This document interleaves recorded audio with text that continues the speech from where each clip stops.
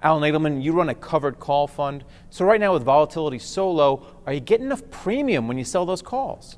Well, that is a $64 question, and the short answer is yes. From our perspective, even though volatility levels are low, the spread differential between implied volatilities, where options are priced, and volatility at expiration is quite wide. In fact, it's about twice as wide as it is normally. So if you're a seller of options, you get to capitalize on that premium. Why don't you talk a little bit more about how you run the fund? So you're primarily selling the options on the S&P 500. So what exactly is in the fund?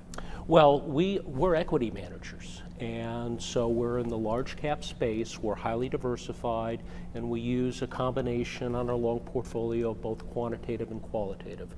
Typically, we have 25 to 35 individual positions in companies, and then around that, if we can't find a company in a sector that we want to take that risk on, we'll use an ETF as a placeholder until we find that company.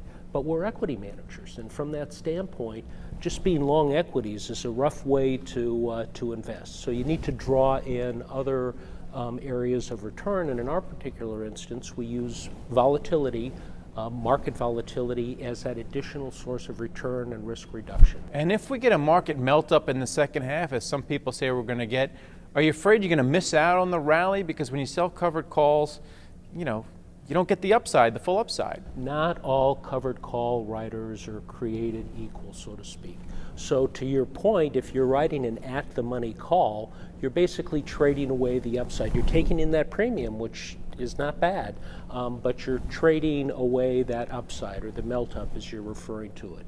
So in this particular marketplace, you're able to sell an out-of-the-money call, let's say 1 or 2% out of the money call, and just about pick up the same premium that you're picking up for selling a 30-day at-the-money call. So again, I get back, why would you manage equities and not take advantage of volatility as another source of return? And writing options and buying protective puts with some of that option premium is just one way to do that. Thanks a lot, Alan. Thank you.